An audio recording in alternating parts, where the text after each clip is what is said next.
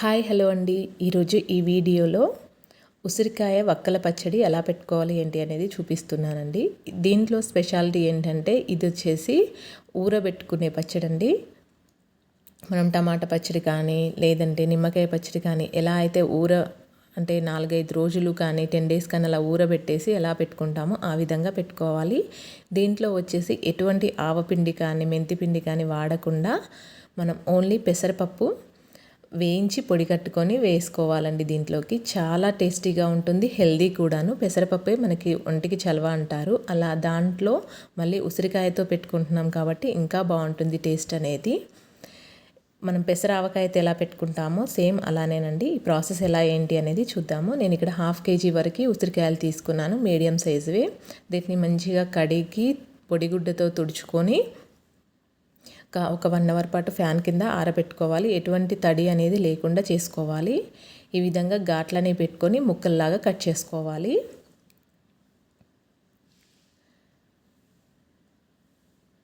వీటిని మీరు కావాలి అంటే ఈ ముక్కల్ని ముందుగా ఆయిల్లో కూడా వేయించుకోవచ్చండి. ముక్కల కింద కట్ చేసి నేను ఇక్కడ ఎటువంటి ఆయిల్లో వేయించుకోకుండా డైరెక్ట్గా ముక్కలతోనే ఊరబెట్టేసి పెడుతున్నాను. పచ్చడి అనేది చాలా టేస్టీగా ఉంటుంది. మీరు కూడా ఒకసారి తప్పకుండా ట్రై చేయండి. ఈ విధంగా అన్నింటినీ ముక్కల్లాగా కట్ చేసుకోవాలి. మీకు ఈ ముక్కల సైజు పెద్దగా అనిపించినా కూడా ఈ విధంగా కట్ చేసుకున్న ముక్కల్ని మళ్ళీ సన్నగా కూడా కట్ చేసుకోవచ్చు.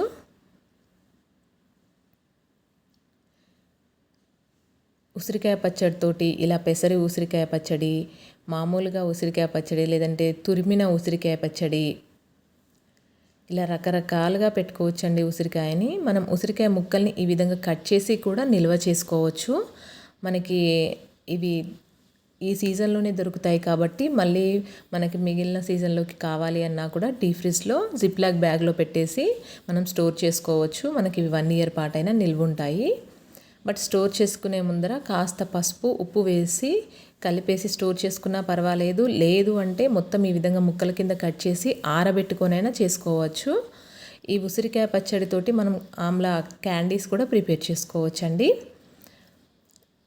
ముక్కల కింద కట్ చేసి అవన్నీ ఒక బౌల్లోకి వేసుకున్నాక నేను ఇక్కడ 1/2 kgకి 3/4 గ్లాసు పెసరపప్పు అనేది తీసుకొని వీటిని దోరగా వేయించుకుంటున్నాను. ఈ ఉసిరికాయ పచ్చళ్ళలో స్పెషాలిటీ ఈ పెసరపప్పేనండి. ఇది మాత్రం మంచి లో ఫ్లేమ్లో దోరగా వేగాలి. ఇది ఎంత బాగా వేగితే టేస్ట్ కూడా అంత బాగుంటుంది. పూర్తిగా చల్లార పెట్టుకొని దాన్ని పొడి కట్టుకోవాలి. ఈ 1/2 kg ఉసిరికాయ ముక్కలకి నేను ఇక్కడ ఈ చిన్న గ్లాస్ తోటి 1 గ్లాసు కారము, 3/4 గ్లాసు ఉప్పు, అలాగే మనం మిక్సీ పట్టుకున్నది కూడా 3/4 అయింది. అవన్నీ వేసేసి ముక్కలకంతా బాగా పట్టించుకోవాలి. 1/2 kgకి అంటే దీని కొలతలతో 50 గ్రాముల ఉప్పు, 50 గ్రాముల కారము, అలాగే ఒక 50 గ్రాములు ఇంచుమించుగా 40-50 గ్రాములు ఉండే పెసరపప్పు పొడి అండి. ఈ పెసర పొడిని కూడా ఈ విధంగా మిక్సీ పట్టేసి దీంట్లోకి వేసేసుకొని మొత్తం ముక్కలకంతా పట్టేలాగా కలుపుకోవాలి. దీంట్లోకి మీరు కావాలి అని అనుకుంటే ఆయిల్ని వేడి చేసి చల్లారినాక కలుపుకోవాలండి. నేనైతే ఇక్కడ పచ్చిగా ఉన్న ఆయిల్నే తీసుకుంటున్నాను. 2 గ్లాసుల ఆయిల్ అనేది పడుతుంది. కాకపోతే నేను ఇక్కడ 1.5 పోసి మొత్తము ఒకసారి అంతా బాగా ముక్కలకి పట్టేలాగా అంతా బాగా ఒకసారి కలిపేసుకున్నాక మిగిలిందంతా పైన పోసేసాను. ఇది మాత్రం మనకి మినిమం 10 days అయినా మంచిగా ఊరనివ్వాలండి. ముక్కలు అనేవి బాగా మెత్తబడిపోతాయి 10 daysకి. అలా మూత పెట్టేసుకొని 2 రోజులకు ఒకసారి మొత్తము మూత తీసేసి కలుపుకుంటూ అడుగు నుంచి కలుపుకుంటూ దాన్ని ఊరబెట్టుకోవాలి. టేస్ట్ మాత్రం చాలా బాగుంటుందండి. ఒకసారి తప్పకుండా ట్రై చేయండి.